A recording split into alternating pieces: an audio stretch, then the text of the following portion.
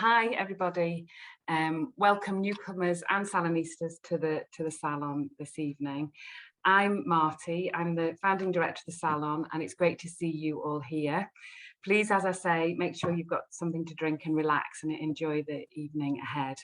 Some practicalities and information to start with. Please make sure your microphones are muted so we can concentrate and focus on Marilyn and Joshua's salon.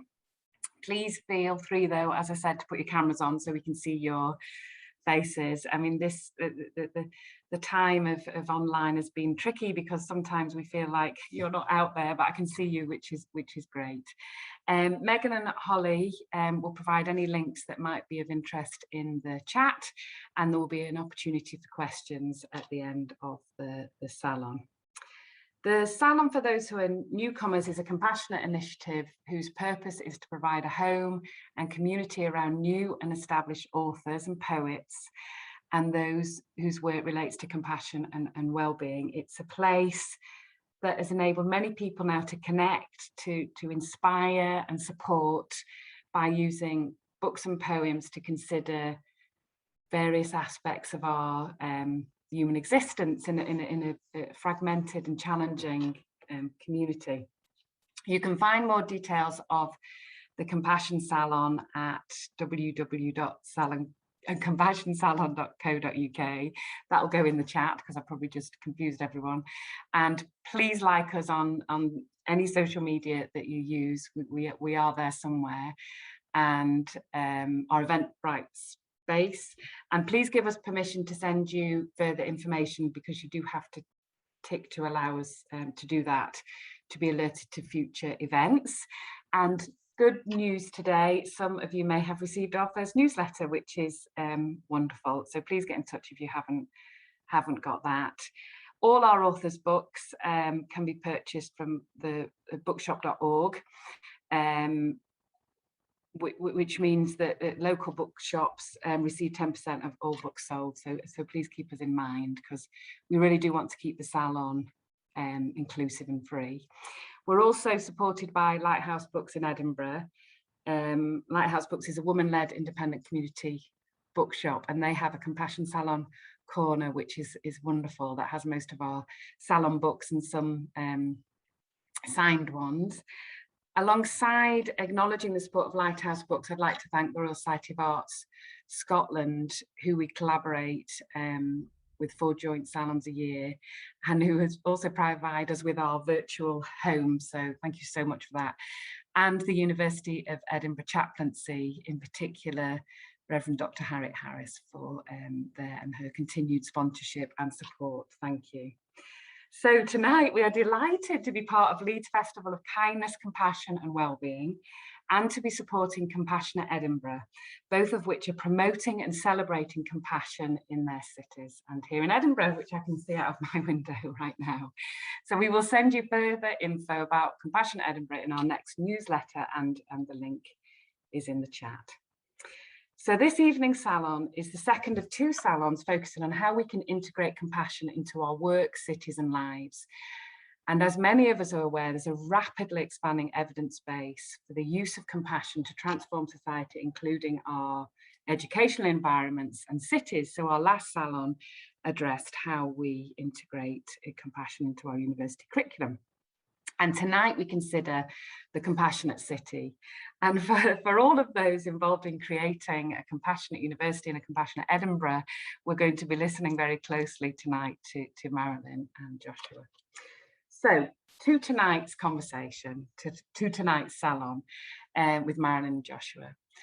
Marilyn Hamilton is the author of Integral City book series, Evolutionary Intelligences for the Human Hive, Inquiry and Action, Designing Impact for the Human Hive and Reframing Complex Challenges for Gaia's Human Hives. Dr. Marilyn Hamilton is the founder of Integral City Meshworks. Marilyn leads a practice community using integral frameworks and practical tools to support multi-stakeholder groups in transforming their whole city and eco-region into habitats that are sustainable and resilient.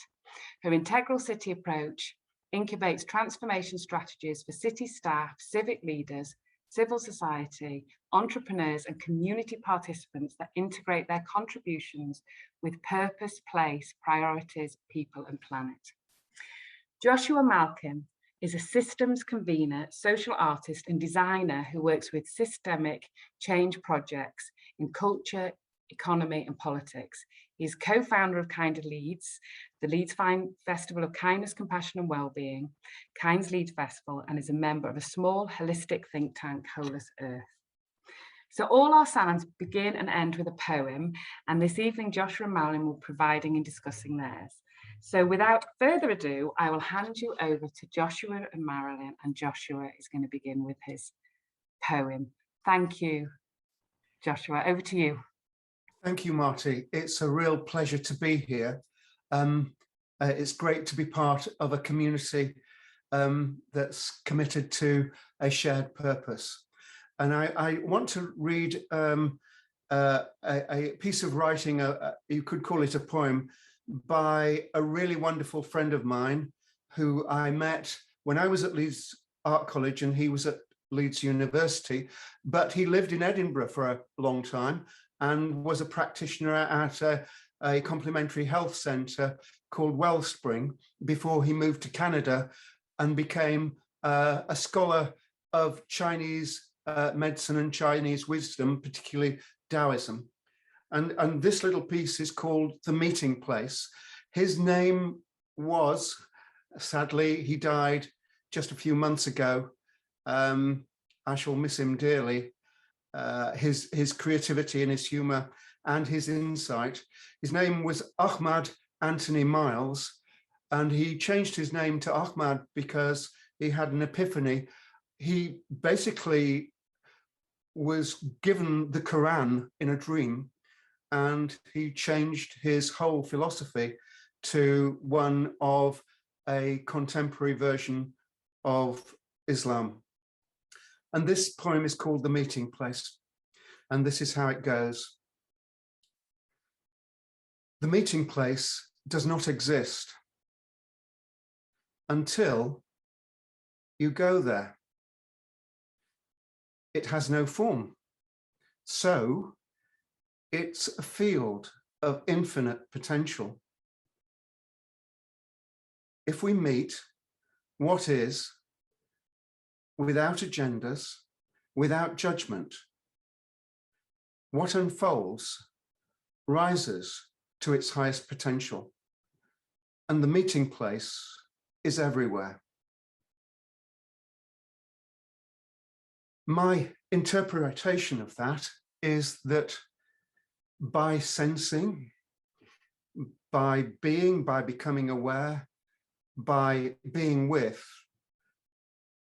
by being well, we can see, find, and bring forth unseen value in people, places, and nature. And for me, I think that would be one way of looking at the how, because the Taoists were not so much concerned with the what and the why, they were particularly concerned with the how.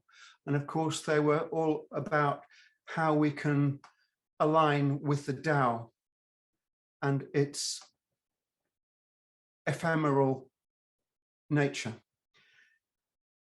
But I'd like to go from that poetic interpretation to the American military, because a very good friend of mine, Claudius van Veek, who is the organizer of the Wholest Earth Project, speaks a lot about how we need to look at things in different ways. Creating a conducive environment in which all may flourish and in which previously unseen value might emerge is neither a simple nor a complicated problem, but a complex and wicked problem that requires a completely different methodology, which is probably beyond the remit and reach of linear science. And the American military protocol called VUCA, that is volatile, unpredictable, complex and ambiguous was the protocol that they introduced in war situations, where the planning brief has completely missed every real bit of information that exists in the situation that the troops are flown into.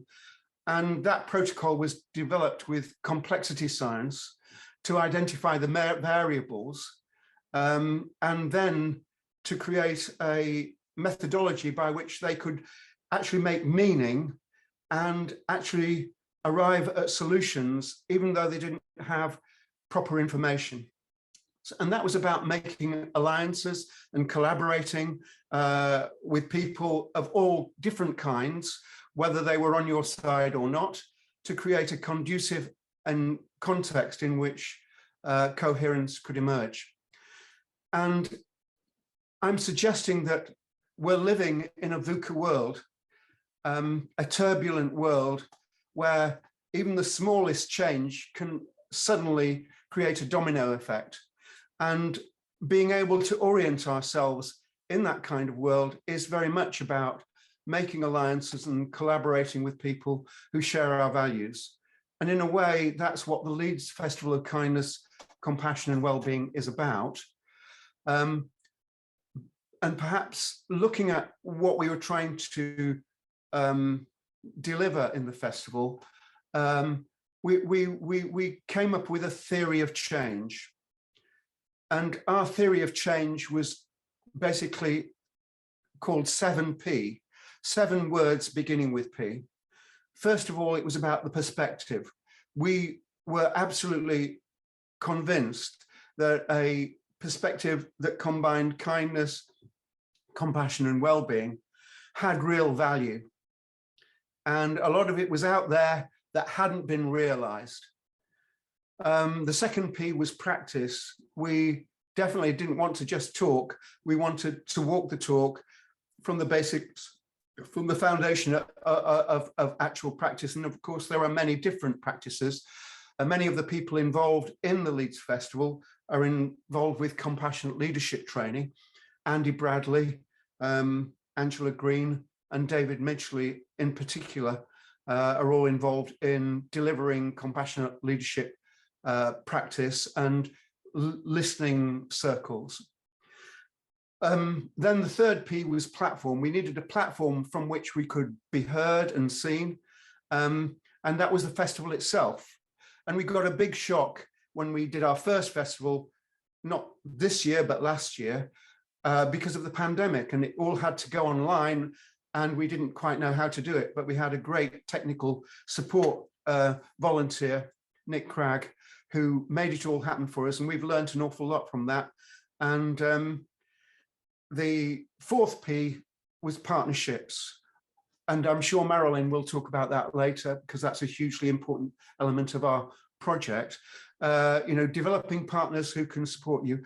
We didn't realize at the time that Leeds City Council had declared itself, its strapline was compassionate city and strong economy. And they were running their own compassion awards, giving awards to ordinary people who are going beyond the ordinary to deliver kindness, compassion, well-being in their own situations. And having been to those awards where people received a kind of gold-like Oscar, which was shaped in the form of an owl, because the owl is the emblem of Leeds. So they received their gold owls, and it was so moving to hear their stories and what they had done very often without any resources at all. The sixth P was power. We wanted to reach to people who had influence, and of course the council were really important in that. And I just want to credit the council, particularly Baroness Judith Blake, who last year was leader of Leeds City Council and has now moved on to the House of Lords, and also Councillor Cooper, and also Shahid Mahmood, one of the senior officers in the council, who absolutely we're behind a move to create a compassionate city. And finally, our sixth P was, oh yes, I've missed a P out, but which is participation, sorry, because we wanted to make the whole festival a participative, and that links up very much with what myself and Ahmad did when we were both after a university. We set up a community arts project in Leeds called Interplay Community Theatre, which was basically doing theatre in some of the most deprived areas of the city. And that's also about not just creating participation and working with the generative themes that perhaps some of you might know Paulo Freire's idea of generative themes. Those are the themes that are unexpressed beneath the heart, which when you touch upon them can have a ripple effect amongst the people involved and beyond. And that's what we were trying to do with our seventh P, which is the periphery. We're wanting to reach the parts that power can't normally reach. So the Leeds Festival of Kindness, Compassion and Wellbeing is a voluntary group. It's now been consolidated into a CIC called Compassion Unlimited. We have one part-time worker, Gloria Kimberley, and we also have a whole series of volunteers who make the festival happen, and many more who deliver events in their own neighborhoods. And we have a massive range of events, from high-level contributions and dialogues like this to simple walks in nature with older people or with primary school children. And we link up with a lot of ecological projects as well. But I'll just mention one major part and an innovation that we were all very proud of, and that was that we had this Tuesday at the Civic Hall in Leeds, because the City Council kindly gave us the Civic Hall as a kindness exchange. We didn't want to have, in the city we've had the Will Exchange and the Corn Exchange, but we see kindness, compassion, as well-being as being the value that needs to be exchanged and nourished and promoted in the 21st century. So rather than the stock exchange, we had Kindex. Kindex was a version, if you like, of TEDx, but we had 12 speakers, all of whom spoke about their own perspectives around compassion, kindness and well-being. And they range from voluntary priests, bereavement counsellors, to national speakers, such as Sue Cooper from Nottingham, who Marilyn and I work with, and we'll probably talk about her shortly. And also, quite interestingly, Jo Berry, the daughter of I can't remember his name now, the Lord that got killed in the Brighton bombing, and she was speaking about forgiving the unforgivable. So the range was from community involvement, Black empowerment, bereavement, mindfulness, a whole range of presentations from different perspectives around kindness. And so that was our kindness event, and our ambition is to scale that up and have kindness exchanges in cities across the UK. And I guess that our invitation to Edinburgh is to perhaps join us in that, and we'd love to support you in creating that. But I think I've spoken enough for now, and I think it might be time to hand over to Marilyn. Joshua, thank you so much. It's so inspiring to hear about Leeds. I want to link on several things that you introduced. First of all, we haven't met person to person, but we do a lot of email exchange. And I don't know if you've ever noticed that my email tag says, out beyond the smart city, out beyond the resilient city, lives, lives the integral city. There is a field. We will meet you there.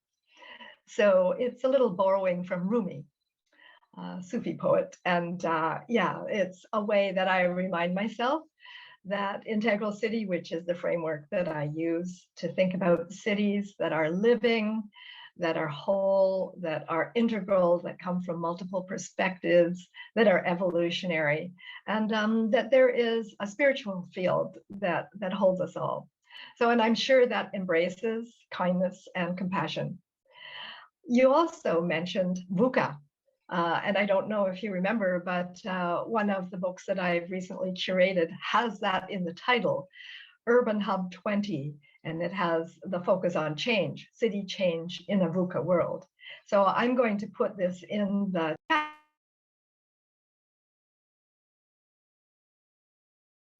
Oh yeah. Have I been entirely on mute as I've been speaking? We just lost. Oh, we just lost you for a second there, Marilyn. And now we've lost Joshua. Let me see. So can you hear me now? Yeah, yes. We can hear you now. And you could hear me up to the point where I was talking about VUCA. Yeah, it was just a couple of seconds, that's all. Okay, so yes, the book that I've curated is Urban Hub 20, Accelerating City Change in a VUCA World. And so I put the link to that so the audience can access that. It's a free graphic ebook.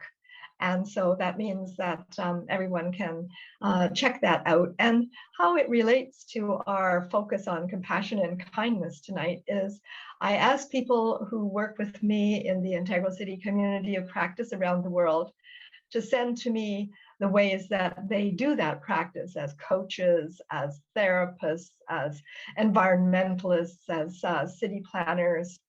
And when they sent all of their submissions into me, I looked at them and I said, oh, you know, what I see here is the pattern that I call the master code of care. Because in order for my city to be a living evolutionary human system, I really feel that the intelligence of care needs to be embedded in there, and it is. And the way that I talk about it is a master code of care. So the master code of care says you must care for yourself so you can care for others, and together we can care for our places, and all together we care for our planet. And so for me, that is a major scaffold on which we build compassionate cities or kind cities, or any kinds of structures that we want relationships to work in the city. So Joshua, maybe you can just tell me what this brings up for you in regards to what you're attempting to do with Kinder Leeds. Absolutely. For me, I think the Master Code of Care, which I prefer to call the Mother Code of Care, partly because all life, of course, springs from the mother, at least in well, yeah, and I think I'm very keen on the idea. I'm sure you're familiar with the Canadian movement of the maternal generative economy movement that is that sees value coming from the feminine, and it seems to me that civil society, which is, if you like, a feminine gesture, has been overlooked by our toxic body politic, which I think we very much need to heal. So, and that spiral that you mentioned is really the basis of the Leeds Festival. So yeah, so that's where it links up with Leeds, I think. Beautiful. Yes, and I think that what that reminds me of was within the scaffolding of this care, whether we call it a master or a mother code of care, we have 4 voices of the city, and they're archetypes. And the voices are the citizen, the civic manager, the business innovator, and the third sector, or the group that is often called in North America civil society. And they're often overlooked. And I say that civil society, the third sector, has a very important role to play now, because I see them as the integrators of the other voices. And they are really holding the heart of the city. And yes, this important awareness of heart intelligence that I call place caring. So that's another really important difference that I think Integral City brings to the way of looking at cities. And that is a lot of other city developers call themselves place makers. And I honor them and respect them, and we need them. But I also ask, and where are your place carers? Those people who bring the awareness of consciousness and culture and spirituality to the city. So I see that the place caring in the city is so really related to the kindness and compassion, and that as we develop those capacities, then in fact, we can place make in ways that are environmentally regenerative. So one of the other things that I'm doing with my work these days is working with Ubiquity University on a Master's of Regenerative Action. And while others on the faculty want to look at the bioregions, which are very important, the ecoregions in which all our cities sit, I keep reminding them, that we call this era now the Anthropocene because of people and how we have impacted the planet. And we have removed ourselves from realizing that all of our actions not only impact each other as humans and our places where we live, but the very life of the planet itself. And so those are the kinds of work that I'm seeing that cities are called into these days, to have integrative voices and to be holding the life of the planet as sacred. That's really interesting, Marilyn. I'm involved with a project which is about housing as a service. That is to try and bring a regenerative development approach to the development industry and the way that we provide housing. And I'm going to make sure that we change our placemaking element to place caring. So thank you for that. I really appreciate that. I'd also like to bring in another little perspective here, which I think links with our work together in Leeds and Nottingham. But I'd like to mention somebody else from Edinburgh, or actually from Linlithgow, my colleague Chris Cook, who's involved in that project that I've just mentioned.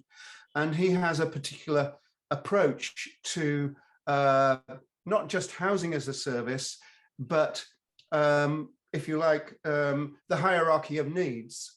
So nutrition as a service, governance as a service, energy as a service.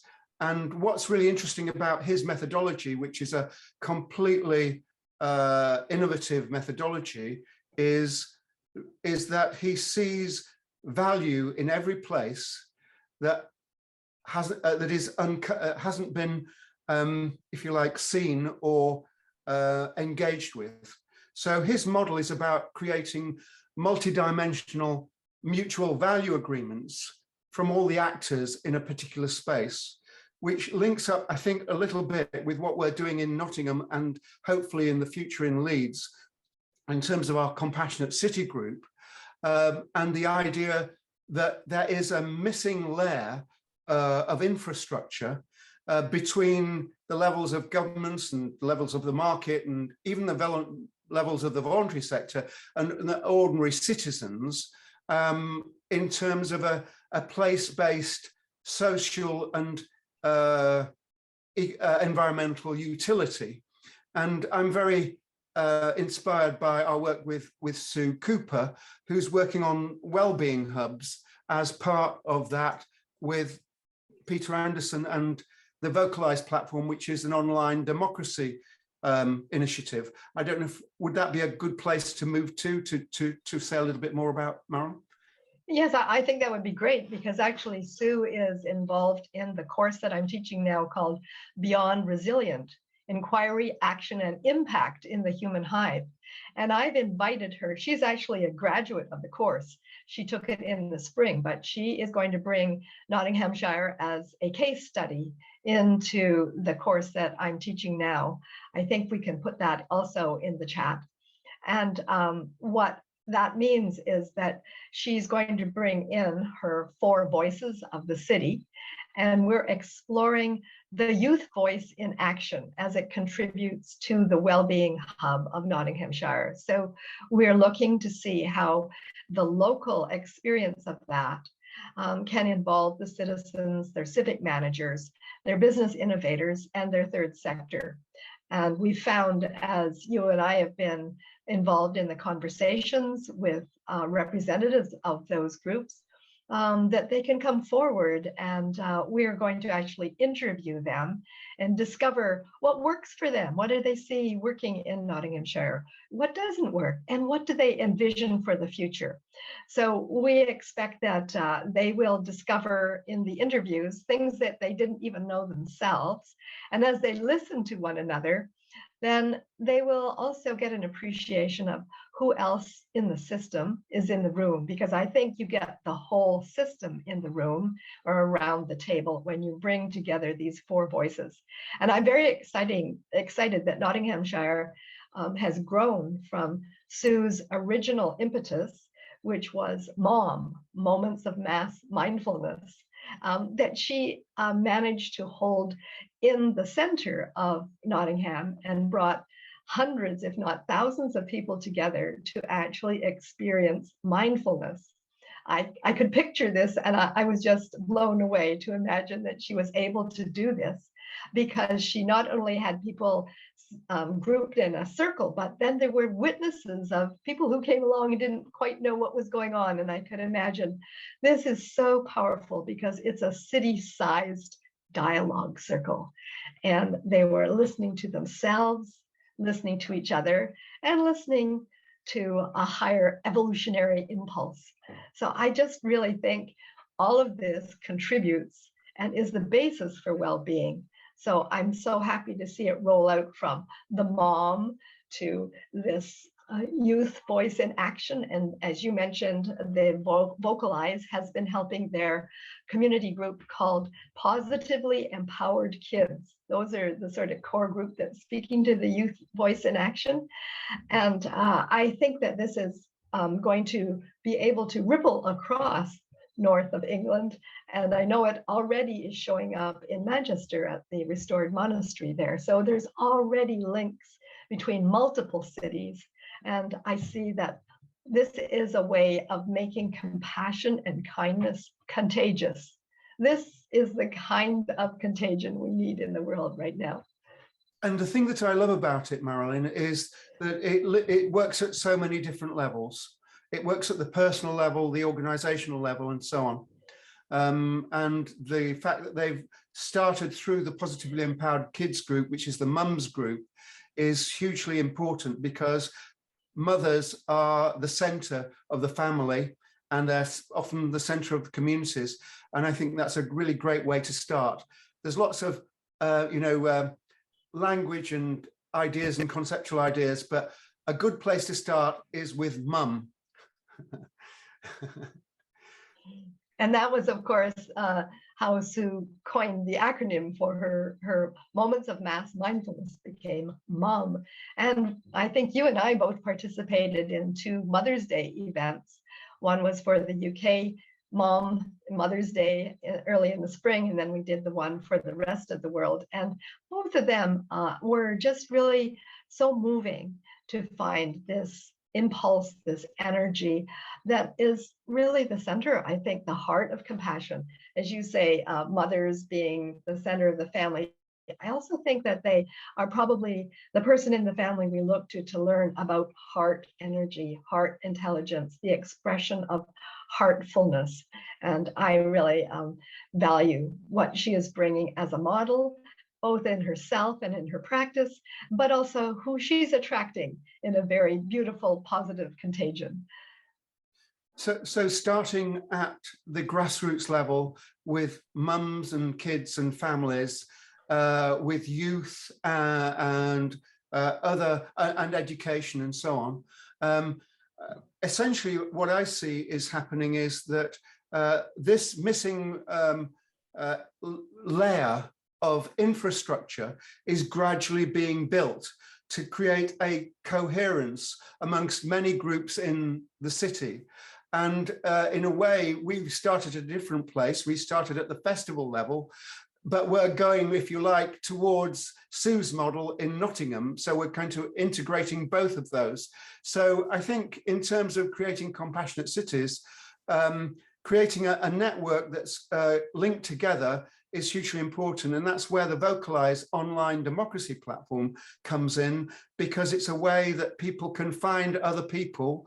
They can rate what their preferences are, decide on priorities together in a way that our other democracy doesn't give us the opportunity to do. And also it has, if you like, a media function that people can create their own version of the media rather than relying on the mainstream media with the issues that are important to their communities. And thereby they can also link in with template solutions around the environment and link to environmental projects. And they can link to well-being templates around well-being projects. And this idea of well-being hubs with mums at a level below the GP's surgery level, where people can do their own well-being. And I think it starts to grow and grow, and then can involve, through your integral model, all of these different sectors who are, if you like, interrelating in helping it grow. I don't know if you see that in the same way, Marilyn. Yeah, I do. Thanks for asking that question. I use the word fractal. It comes from complexity science, and it says that a pattern at one scale is repeated at others. And it's something that I learned in my work, working with individuals, leaders, teams, organizations, communities, sectors, and the whole city. Each one of them is a human system. And I noticed that they had very similar patterns of interacting with one another. I also believe that what Sue is modeling, because she's able to reach out regionally, and as you've pointed to, vocalize, bringing this participatory action, ways of being able to connect not just one city internally to itself, but to others. We know we're already connected to compassionate cities globally through the Charter of Compassion. And just today I was talking to Urban Arena Europe, and they've just done 2 years of research, and one of the keys that they came up with was caring. So that is showing up through completely secular research that's really powerful. And I also see that as I've done the work in North America and Canada and the United States, Mexico, and other places in the world, these models are interacting and intersecting with one another, and people are getting encouraged that we are able to bring these patterns into our local areas, even as we connect globally. And so we have the term that we're using with the Nottinghamshire is glocal. And since we've got Edinburgh here, you know, one of the most beautiful terms that we often think about is how we connect these is to think global and act local.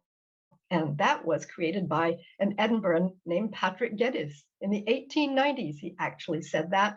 So Edinburgh has a history of being able to be compassionate in thinking about including not just itself, but thinking up to a whole planetary level. So I think we are at a time that other people are saying the Anthropocene is the worst thing that has happened to the Earth.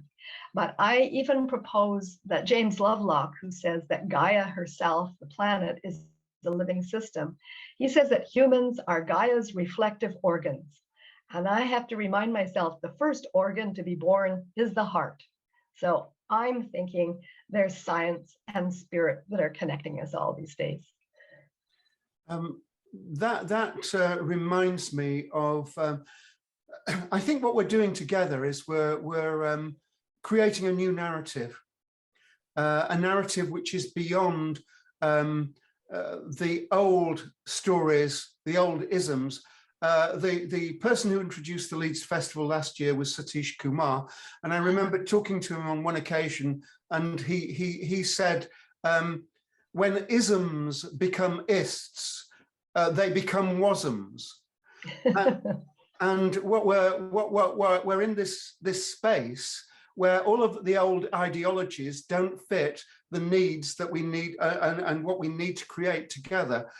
So one of the ways that I describe that is that, You know, we have these miraculous bodies with trillions of cells, but we don't have a single libertarian cell that wants to be free and do its own thing. And we don't want to have a single egalitarian cell that wants to make all the other cells the same. They just collaborate to enhance life. And this new narrative that we're co-creating together, this new story that is bound by the values of the heart, was also reminds me of Rudolf Steiner's lecture.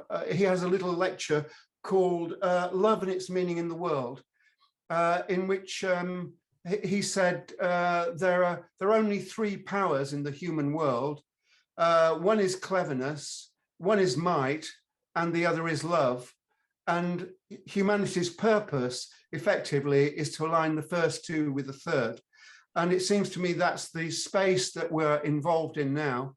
And we're trying to operationalize whatever you want to call it. You could call it love, you could call it compassion, you could call it fraternity, because of course we're still hundreds of years later still suffering from the effects, forgive me, of the American and French revolutions, who didn't manage to get to fraternity. And that's where we are today in terms of this space, this new story that we're trying to share and co-create together. Yes, and I think you brought this reference up earlier. You know, something else that I've been interacting with in the last few days or few months is something called FemQ, feminine intelligence. And the FemQ is not just women who have it, but women and men. It's a new intelligence that we're operating at a different level of complexity in the world. And I think that it embraces what I call, what you prefer to call, the mother code of care, caring Yes. for self, others, place, and planet. Yeah. Yeah. Beautiful. Is there anything else we want to share before we go back to Marty? I think that I was going to share a poem, as you started out with a poem. Marty, is this a good time to share the poem that I brought along? Yes, it's a wonderful time, and thank you so much. This conversation is so enlightening. It was so wonderful to hear the history in terms of Patrick Geddes and Edinburgh. It's so inspiring. So thank you, and a great time for the poem. Absolutely. Thank you, Marilyn. So this is a poem that I hope embodies some of the things I talked about for a city that is a living evolutionary human system. And it's a poem by Mary Oliver called Mindful. Every day I see or I hear something that more or less kills me with delight, that leaves me like a needle in a haystack of light. It is what I was born for, to look, to listen, to lose myself in this soft world, to instruct myself over and over in joy and acclamation. Nor am I talking about the exceptional, the fearful, the dreadful, the very extravagant, but of the ordinary, the common, the drab, the daily presentations. Oh, good scholar, I say to myself, how can you help but grow wise with such teachings as these? The untrimmable light of the world, the ocean shine, the prayers that are made out of grass.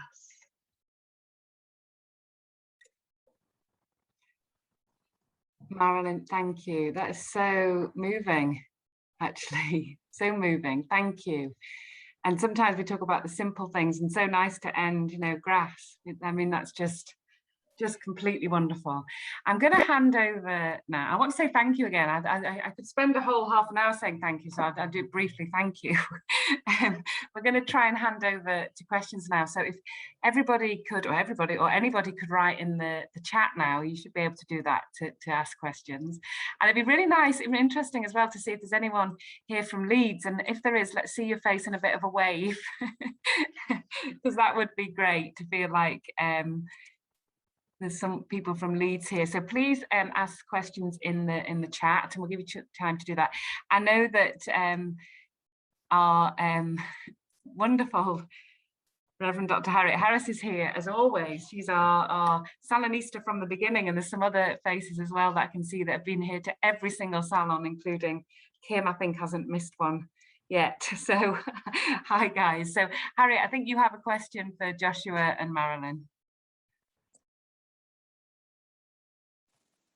Yeah, thanks so much. Thank you, Marty, and thank you, Joshua and Marilyn, for such an interesting and really full discussion of the various themes and principles and practical ways in which you're developing compassionate, regenerative, kind networks and actions.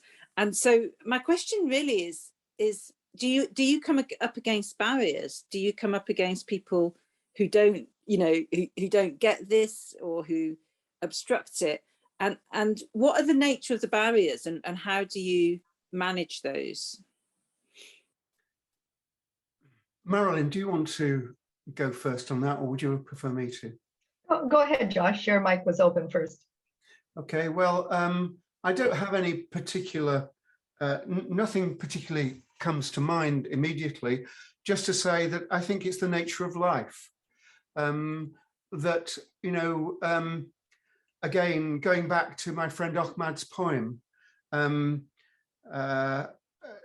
if you can engage, and it's very hard sometimes, without judgment and without an agenda, and simply be with, it's sometimes possible to find new value that wasn't there before. So that would be one answer I would give. But it's really difficult because people are very, and understandably, committed to their own work, to their own professions. And sometimes those professions are based on an old model of different kinds. And sometimes they're based on identity, versions of identity that they're very attached to.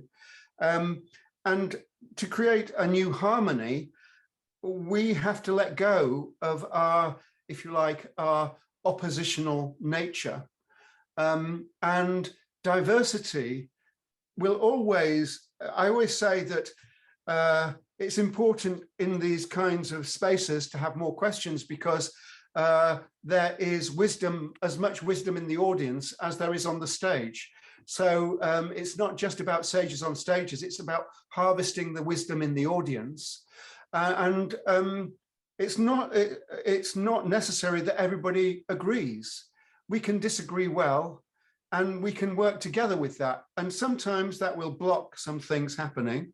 But I think there is a trajectory of history that we're all involved with here that is pretty unstoppable. This is a tsunami of compassion, a tsunami of care versus conquest. That's how I would describe it. Thank you. Thanks, Joshua. That's a beautiful image. I love the tsunami of care. So Harriet, the kinds of obstructions or blockages that I might encounter would be people who think that not only do they have the one right answer, but just their group should be part of the conversation. So this is why I'm always looking to bring the four voices together around the table or into the room. And the first invitation I have for them is really to break bread together, which is a very ancient practice. And in the breaking of bread, I ask them to share a story about how they're emotionally connected with their place. And what I discover is people might have known each other for 20 or 30 years and had a preconception about the people who were in the room, but they knew nothing about the story that is shared. And all of a sudden, their hearts are opened up because they learned something about a person that they had a preconception about. And by the time we finish sharing those stories, and you can imagine 20 or 30 people in the room is a good way to get the whole system of pretty well any size city. And all of a sudden, people realize that there is a multiple perspectives, as Josh was pointing out to, and multiple complexities. And these days, our cities the size of Edinburgh or ancient as Leeds, they really are going to have most of the cultures of the world represented somewhere in the city. So trying to bring those diverse voices together, another practice that I learned long ago from Margaret Wheatley that probably many people on this call would know, which is always to finish a meeting by asking, and who else should be here? And that always opens us up and builds us forward for the next time. Thank you so much, Marilyn. We have a question from Hayley. I have unmuted Hayley, so please nod, Hayley, if you're happy to ask your question. If yeah, you're happy, go for it. Hi. So I wondered, so Josh or Marilyn, what would you suggest to a citizen or group of people is their first steps to make their city more compassionate? Hi, Hayley. It's good to see you on the call. Hayley's one of our key people in the Leeds Festival. And I think you're already doing it, Hayley. It's you start anywhere and spread everywhere. And the way that we did it in Leeds was we as you know, we decided that we were going to have a citywide festival, but we thought that was a bit too much. So we gave ourselves a 3-stage rocket that the first year we'd do 1 day, the second day we'd do 2 days, and the third year we'd do a whole week. And that whole week was our first festival, and this year is our second festival. So start small, start where you are, start with the people, start where the energy is. And as Marilyn mentioned, the place that Sue Cooper started was with the mums in Positively Empowered Kids, and 2 amazing workers in Claire and Jackie, who were going to come and do a workshop at the Kind Expert. Unfortunately, they were ill and couldn't come. But yeah, that would be my answer. What would you say, Marilyn? Something very similar. So people always ask me, where do I start? And I say, I start with the energy.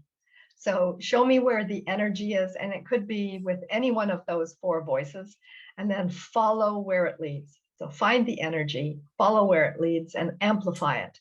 And then no matter how small or seemingly not large enough that group is, when you always ask the final question at the end of the meeting, and who else should be here, you naturally grow it with more energy. Yeah, that was what I'd say.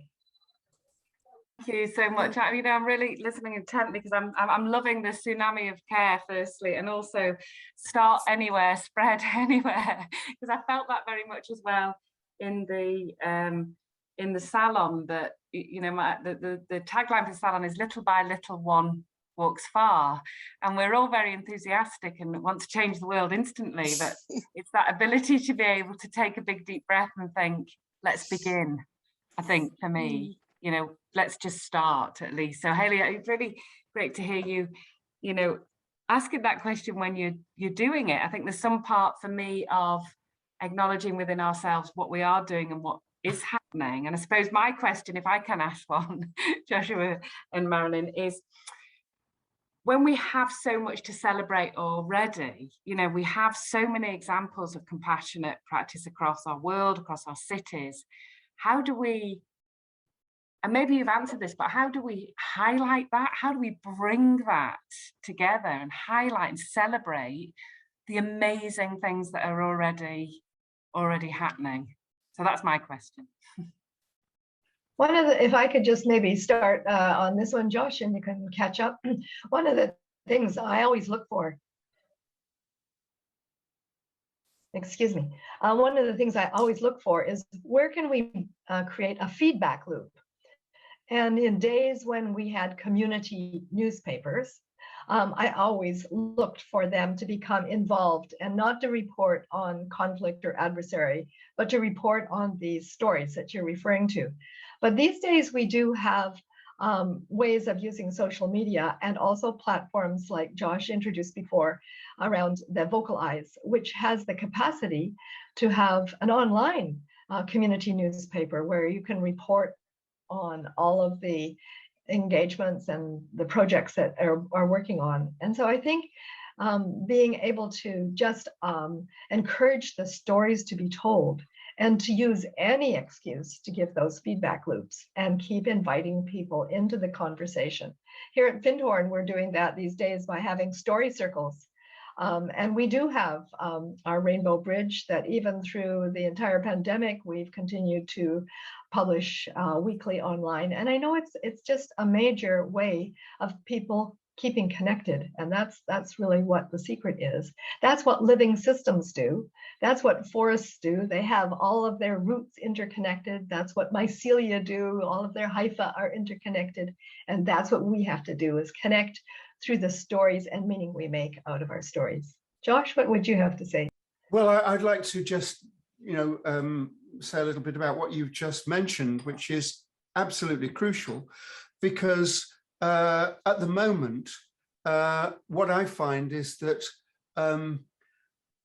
if we talk about civil society, not as the organizations, but as the social and economic space in which we can relate, co-create, celebrate, and reciprocate, that space is very unbalanced with the state and the market. And by resourcing that and giving that energy, we can rebalance our society. And just as you talk about the mycelium and the underground roots in the forest, what's happening with all of these individual initiatives, whether they're faith-led initiatives or whether they're environmentally led initiatives or well-being led initiatives, by finding some kind of way of linking them together, particularly through this idea of community communications, which is why I'm very interested in the Vocalize platform and other kinds of local infrastructure. By linking them together, we can basically create an alternative governance and contribution and distribution and education structure, given that the existing powers that be are not ready yet to move to that new evolutionary level.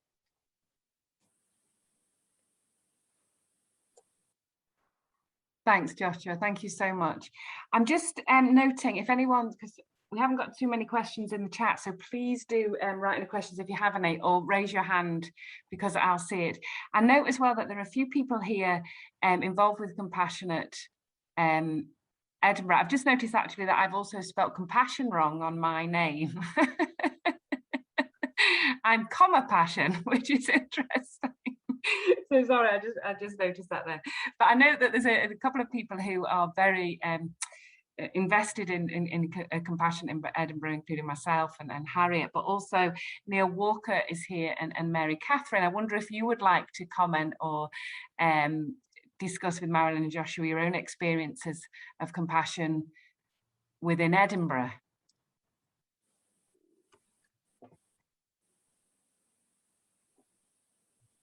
Oh, Mary, I'm sorry. Yeah, I've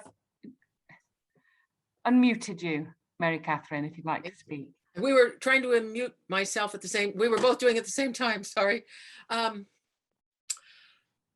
Well, I'm just thinking of some of what has just been said about start where the energy is and do what you can and don't worry about how small it is.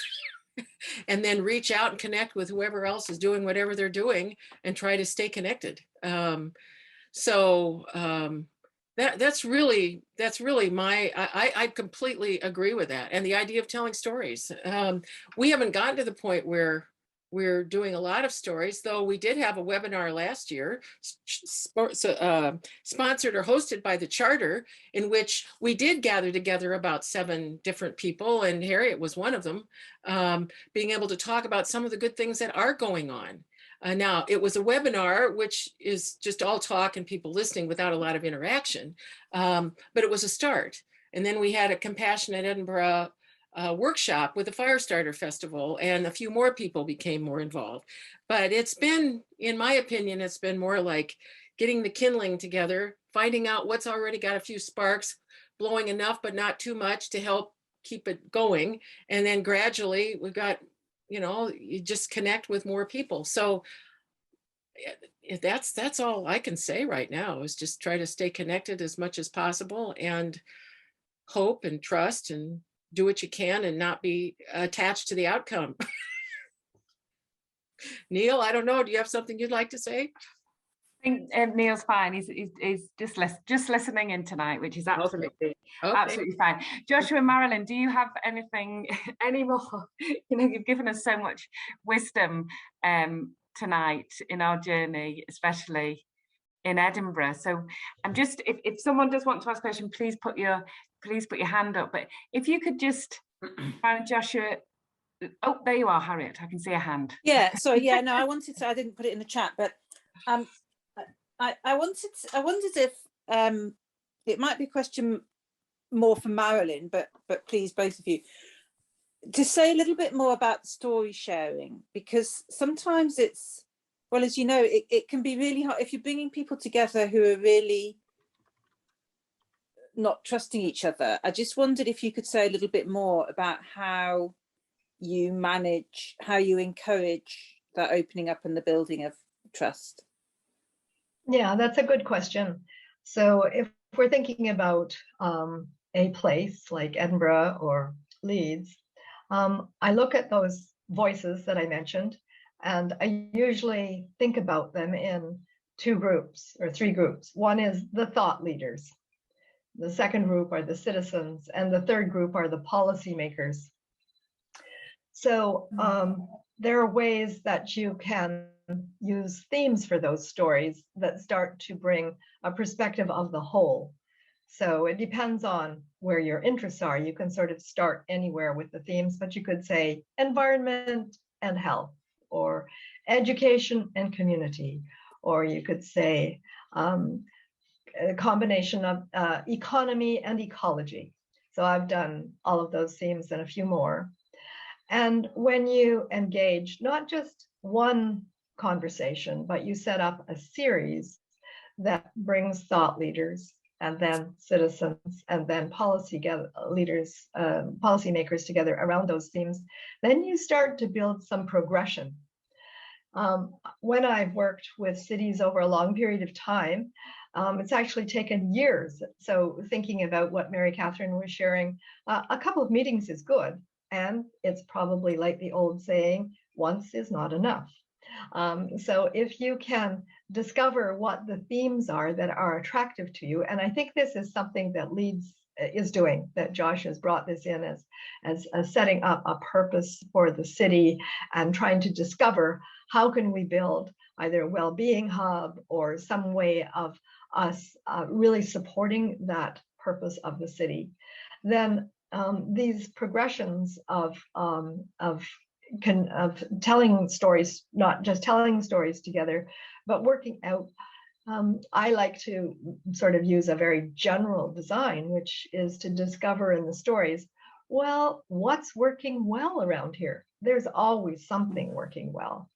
And then the next round might be, well, what's not working so well? And we don't give that quite so much time. And the last one is, what do we imagine around these themes that we're discussing that could be our future? And this allows everyone to be part of the conversation, no matter how they're connected. And oftentimes diversity comes in, like if you build into the thought leaders, inviting in the artists, bringing in athletes, bringing in Josh is interested in a house building project. So looking to actually make a very thoughtful, proposive invitation to those thought leaders kind of seeds the field and then allows you to keep moving forward. So those are some of the design elements that I bring in. Josh, does that spark any ideas in you? I think you covered the field, Marilyn. That's a really great I think it's really important to be able to create a series of conversations that allows momentum to build and are inclusive and has an element of diversity to it. Yeah, I think the other side of it for me is, I think, again, coming back to what I see as missing is we're in a structure where we're seen to be dependent on the old ways of doing things, but we don't quite have the resources to do the new things in the way that we want. So for example, the reason why the idea of a community newspaper, although it's a kind of pretty standard kind of project in terms of community development, is so important, that nowadays we're online, we can share these ideas and these stories online, and it seems to me that people can then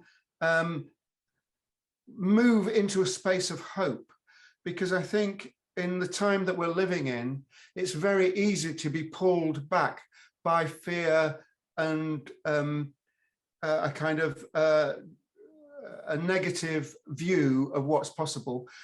The way that I see what we're all doing is we're actually making a three-dimensional contribution from a two-dimensional, if you like, politics, that we're moving into this space not only of hope. And talking about spaces of hope, that was a really interesting project that came out of Chester that we linked up with last year. Just to say that this three-dimensional area, which is about fraternity, about compassion, and not simply about a commodification of either money or power and particular, if you like, commodities. What I'm trying to say is that this relational way of being is a whole new story in itself, and there are so many smaller stories that are part of that, which is why the Compassionate City Awards and the festival is trying to showcase those to inspire people and to give them the confidence to step forward in terms of taking back control of our own lives, because we can do together what we need much better than the people, if you like, who are at a distance and possibly working on an old style model of extraction of value rather than a nurturing of care. Yeah. Thanks. Yeah. Thanks, Joshua. I've just noticed that Holly, sorry, Harriet, did you want to come back? Or I love that last phrase, the old style model of extraction of value. That, I mean, it's like this, you know, a hideous mining industry. Yeah. That's what our whole economy is premised on, and it comes from a colonial background of conquest. So care versus conquest is an everyday choice, and care ability was a phrase that Andy Bradley, who was one of the co-founders of Leeds, who is very involved in compassionate leadership training for the NHS, he coined the idea of care ability, and integrating care ability with capability is the exact opposite of an economy, a toxic economy and a toxic body politic, which is about power rather than, different kinds of power, which are about extracting the value that's in place, extracting value from human value and extracting environmental value, and, if you like, instead of productive economy, transactional money exchange. In the old, many, if we go back to ancient wisdom, this new ancient wisdom is a new story, is the story that we're trying to create. Markets were really where people exchanged their gifts, and money was simply oiling the wheels of those exchanges. And now money itself is becoming a commodity. And what this whole movement is about is creating a new way of doing things where the market is a service, where energy is a service, where housing is a service, and all of the needs that we all have in that hierarchy of needs can be met through a different model, which is not about extraction and turning that into money so that house prices spiral up, and we've not only reached peak oil but peak rent that people can't afford to rent even or buy. We need a new narrative and a new operationalizing of that narrative, which I see what you're doing in Edinburgh, what we're doing in Leeds, what Marilyn is doing with her regenerative development training. That's another way of looking at it. But it starts with the individual and the heart. Oh, thank you, Joshua. We have a question here from Holly, who is amazingly busily doing a Twitter feed at Salon Compassion of our summary of the discussion, so that'll be interesting to read later. But she's asked a fantastic question, which is, we're all looking ahead to COP26 as it's in Glasgow this year. If you could address all the attendees at COP26, what one thing would you ask them to do to make cities more compassionate? Who wants to go first? Oh, I'll be daring, because with Ubiquity University and Humanity Rising, we're actually working out a 12-day program to listen to what's going on in COP26 and try to respond to that through multiple lenses. And I've been asked to anchor the day on cities. So I think I would go to, when you're making your decisions, how do they align personal care with the individual, the collective, and the place and the planet? So some people will short form that to say, how do they align I, we, and world? And that means that the world is not just including all humans, but all life on the planet. And we've been talking about the economy. So if I had a little longer, I would say, why aren't we using a model like donut economics that basically says we must have our social justice, our compassion, our care nested inside the environmental constraints of life on planet. So that's what I would focus on. Thanks, Joshua? Well, I would concur absolutely with that. Donut economics is a hugely important new perspective, which is about working within in the limits of the planet, but also supporting society to deliver the needs that we all have. My response would be to people who are in positions of power to say, what we want you to do is we want you to make decisions in a way that you would make decisions for your family. That is to say, at the moment, no functional family operates on the basis of maximizing turnover and GDP. No functional family operates on the basis of first past the post democracy, otherwise the kids would be up at 3 o'clock in the morning drinking beer. There has to be an acknowledgement of the role of the custodian. And the role of the custodian in the family is a parental role, which isn't about rights, it's about responsibilities. And we need leadership which is holistic. We need leadership which is about taking responsibility. And we need a culture which isn't about saying you can have anything you want, but is about saying that we can all have something of what we need. But in order for that to happen, we have to make a contribution. We all have to make a contribution to the whole. And the whole is the self-organizing system that we have been given by creation. This planet is a miracle, and I subscribe to the rare earth theory, which is a theory which was developed that says there are so many synchronicities, incredible synchronicities that would have had to happen to create a solar system as we have, and a planet that avoids all of the problems, because this is the only planet that science knows in the whole of space and the whole of time, which are both quite big, that we know can support life. And we want life-enhancing leadership. Please give us that and take the action that needs to be taken now. That's what I would say.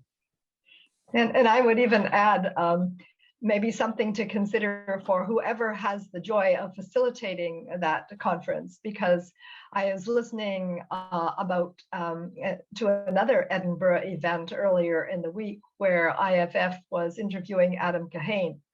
And he has done a lot of facilitation in very challenging VUCA conditions, and had just recently also interviewed Cristina Figueres, who was responsible for the Paris Agreement. And when he was in the middle of working in Colombia, actually, somebody who had been watching Adam work said, "Oh, now I get what you do." And Adam said, "Oh, what's that?" He said, "All that you do is that you remove the obstructions to the mystery." And I think that is what the facilitator in Glasgow is also going to be challenged to do. So every way that we can send our evolutionary impulse and spiritual support to them is, I think, what they will need to remove the obstruction to the mystery. Yeah. Thank you, Marilyn and Joshua. Not to put Harriet on the spot, Harriet, I wondered if you'd like to talk about COP26 and the Global Compassion Initiative. Yeah, thanks, Marty. And Marilyn, I was listening to Adam Kahane as well on Tuesday evening, so we were both there. That was great. Yeah, so I'd like to draw everyone's attention to a conference that I'm one of the co-organisers, a group of us organising, which is bringing climate science and compassion science together. And it's running during COP26. It's on Friday, the 5th of November. And I've put a link to it in the chat there. So do please have a look at that. Our speakers include Jane Goodall, Johan Rockström, Sham Saeed from the World Health Organization. We've got a number of Alistair McIntosh, we've got a number of dramatists and musicians and artists as well engaged. So because art is also so important in bringing the science and the compassion together, and the human and the spiritual. So please have a look at that. It would be great if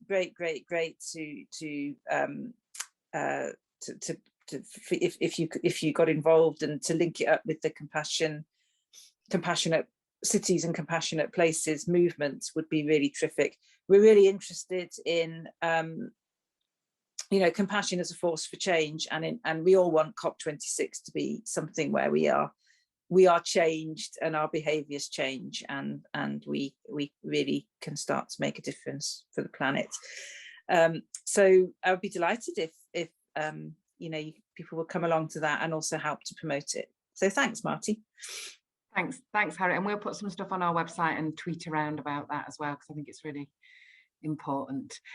So Joshua and Marilyn, if anyone wants to ask another question, please wave away at me. But I think what we're going to do now is I just want to do some thank yous, and then I'm going to actually let Marilyn close with a short but sweet poem. So I just want to say to Joshua and Marilyn, thank you so much for sharing the salon with us this evening. It's been inspiring, helpful, and just so wonderful to have you with us at the salon tonight. It's been a really special one, and thank you for everyone that has contributed. And you're getting some claps from Kim and other people, so thank you. And thank you. Yes, of course. One announcement, Marty. Absolutely. If anyone is involved or knows other people who are involved in the housing sector and wants to engage with a different way of delivering housing, which is regenerative, that is respectful of people, place and planet, I'm involved with a conference which is called DevX. I'll put it in the chat box. That's DEVX.network.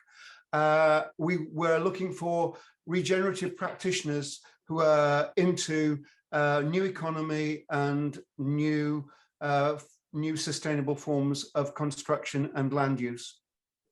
Thanks, Joshua. That's great. So thank you so much. Thank you, Harriet. Thank you for the RSA for giving us this wee home. Thank you to Megan and Holly, who are working away there in the background doing something fabulous on Twitter that I'm going to check into in a sec, because that's just miraculous that that conversation is happening in social media at the same time. I think, yes, the link's now working for the Great, thank you, and thanks for letting me know it wasn't working before. Yeah, Thanks. no, so that's brilliant. So thank you so much, everyone. And I'm going to now say thank you again and hand over to Marilyn to close our salon this evening. Thank you, everyone, for being here. Thank you, Marty, and thank you, everyone. It's been a wonderful evening. And so the short poem is from Walt Whitman, and it simply is, "We were together. I forget the rest." Perfect.